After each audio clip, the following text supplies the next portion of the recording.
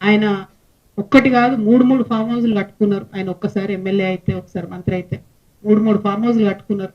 కట్టుకుంటే సరే కష్టార్జితం మీద కట్టుకున్నాడో తన పిల్లలు పంపిస్తే కట్టుకున్నా అని ఆయన చెప్తున్నాడు.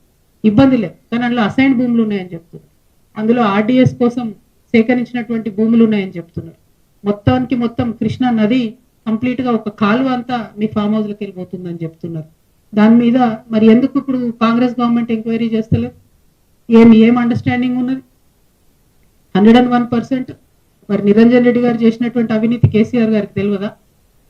లేకపోతే ఈ అవినీతి పైదాకా పోకుండా హరీష్ రావు గారు కాపాడినరా? ఈ అవినీతి పైన తెలిస్తే కేసీఆర్ గారు నిరంజన్ రెడ్డికి టికెట్ ఇవ్వరని చెప్పి కాపాడినరా? ఇప్పుడైతే మీడియా ద్వారా నేను కేసీఆర్ గారి దృష్టికి తీసుకెళ్తున్నాను. ఇక్కడ ఏ ఒక్క చిన్న పిల్లగాని కదిలిచ్చినా కూడా గొల్లుమని చెప్పి ఆయన అవినీతి గురించి చెప్తా ఉన్నారు.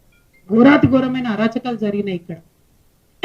ఇట్లాంటి నాయకుల్ని ప్రజల మీద రుద్దడం ఎందుకు? ఉద్యమకారులను ఇబ్బంది పెట్టడం ఎందుకు? దయచేసి ఇట్లాంటి మనుషులు ప్రజా జీవితంలో ఉండకూడదండి. ఇంకా ఈయన మనిషి, ఈ పెద్ద మనిషి మా తండ్రి ఏజ్ ఉంటాడని ఆయన ఇన్ని రోజులు ఏమనలే నేను. ఈయనేందో ఈమె పుచ్చు వంకాయ సచ్చు వంకాయ అనేదో మాట్లాడుతున్నట. నిరంజన్ రెడ్డి గారు, మీరు మా తండ్రి వయసులో ఉన్నారు కాబట్టి చాలా మర్యాద ఇచ్చి ఈ అంశాలన్నీ చాలా గౌరవంగా చెప్తున్నా నేను. మీరు అక్కడ లోకల్ ఎంఆర్ఓ ఆఫీస్ కాలబెడితే కూడా చూసుకుంటూ ఉండిపోయారట. మరి అది ఒకవేళ నిజంగా కేసీఆర్ గారికి తెలిసి ఊరుకుంటే మాత్రం 100% అది తప్పు అవుతుంది, అది కరెక్ట్ కాదు. ప్రజలు మంచి తీర్పు ఇచ్చారు. ఇంకా బీభత్సమైన మెజార్టీతో కొట్టేది ఉండే మిమ్మల్ని.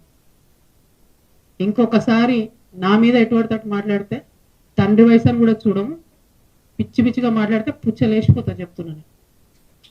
సిన్సియర్గా సీరియస్గా ప్రజల సమస్యల మీద మాట్లాడుకుంటూ తిరుగుతుంటే ఎందుకంత భయం అవుతుంది మీకు? మీరు అంత తెలివితేటలు ఉన్న వాళ్ళైతే, అంత గొప్పోళ్ళు అయితే, కేసీఆర్ గారు మీకు వ్యవసాయ శాఖ మంత్రి ఇస్తే ఎంత పని చేయాలి కాన్స్టిట్యున్సీకి? ఇట్లా పీడించుకొని తింటారా? ప్రజల రక్తం తాగుతారా మీరు? దేవుడు మాన్యాలు తింటారా ఎవరైనా? దేవుడి గుడిని కబ్జా పెట్టుకుంటారా ఎవరైనా? భూములు పెబ్బేర్స్ అంతా మీకే కావాలి, వనపర్తి మార్కెట్ మీకే కావాలి, గద్వాళ్ళ భూములు మీకే కావాలి. ఏంది ఇది? అంతుండాలి కదా భూదాహానికి ధనదాహానికి. మరి ఈ విషయం కేసీఆర్ గారికి తెలుసో తెలియదో నాకు తెలియదు. నేనైతే బలంగా ఇప్పటి వరకు తెలియదని అనుకుంటున్నాను. ఇప్పుడు మీ ద్వారా తెలియజేస్తున్నా, ఇటువంటి నాయకుల్ని ఏ పార్టీ కూడా సహకరించొద్దండి, కరెక్ట్ కాదు. అరే ఒక్కొక్కరు విషయం చెప్తుంటే 32 మంది బీసీ బిడ్డల మీద కేసులు పెడతారండి. ఒక్కసారి కాదు, రెండు సార్లు జైలుకు పంపించారు ఒక్కొక్కరిని. అయితే ఏమన్యాయం ఇది? ఏమన్నా రాచరికమా? ఊరేస్తారా ఎందుకు? నెక్స్ట్ మళ్ళా మీరు ఇంకా నా మీద మాట్లాడు. తప్పు చేస్తే నోరు మూసుకొని ఉండాలి కదా, కరెక్టా ఇది? ఇట్లాంటి వాటిని సహకరించడం ఏ పార్టీలకు కూడా కరెక్ట్ కాదు. ఒకటి కాదు, రెండు కాదు, ఇక చూస్తుంటే వెతుకుతుంటే అయితే దారుణమైన నిజాలు బయటపడుతున్నాయి. డెఫినెట్ గా ఈయన హరీష్ రావు గారు మంత్రిగా మనిషి కాబట్టి ఏమి చర్యలు ఈయన మీద కాంగ్రెస్ ప్రభుత్వం తీసుకుంటుందని నేను బలంగా నమ్ముతున్నాను. ఎన్ని మాట్లాడిందండి రేవంత్ రెడ్డి గారు ఇక్కడికి వచ్చినప్పుడు? ఒక్క విషయంలో ఎంక్వైరీ చేసిరా? ఎన్ని టీవీ ఛానల్ వచ్చి స్టోరీలు చేసుకోపోయినాయి? ఏమైంది ఎంక్వైరీ? మరి ఇట్లా కరప్షన్ ఎంకరేజ్ చేసుకుంటూ పోతే తెలంగాణ ఉంటుందా? బాగుపడుతుందా ఎప్పటికన్నా? ఎందుకు మరి తెచ్చుకున్నది? కొందరి కోసమే తెలంగాణ. స్వర్గంలో ఉన్న పెద్ద మనిషి మీ మామగారు చూసి సిగ్గుపడుతుంటారు మిమ్మల్ని, నా పేరు చెడగొట్టిన బాబు. చాలా అన్యాయం. నేను చాలా రోజులు సైలెంట్గా ఉన్నా. మీరు మీ మనుషుల్ని పెట్టి మీరు మాట్లాడి ఎటువంటి ఎందుకు మాట్లాడాలి నా మీద? ఏం తెలుసు మీకు నా గురించి?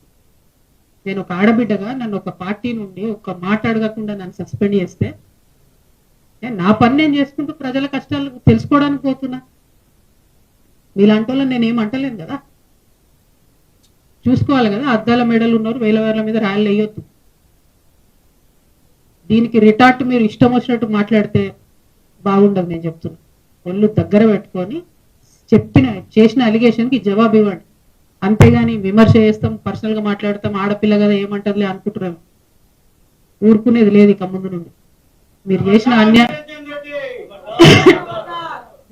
అన్యాయాలను చూస్తుంటే కింద చాలా చాలా దారుణమైన పరిస్థితులు ఉన్నాయి. ఇక ఈ వనపర్తిలో మాత్రం నిరంజన్ రెడ్డి గారు ఉంటే ఈ నాయకత్వంలో బీఆర్ఎస్ పార్టీ ఇక్కడ బతుకు బట్టగట్టే క్వశ్చనే లేదు. నాకు పోయేదేం లేదు, నాకు బీఆర్ఎస్ పార్టీతో సంబంధం లేదు. కానీ ఉద్యమకారులు ఏడుస్తున్నారు. ఆ పార్టీలో ఉండలేక మింగలేక కక్కలేక చచ్చిపోతున్నారు. పెద్దసారికి తెలియదని నేను అనుకుంటున్నా, తెలిసేటట్టుగా చెప్తున్నా. దయచేసి ఇట్లాంటి వాళ్ళని మాత్రం ప్రజల మీద రుద్దడం అన్యాయం.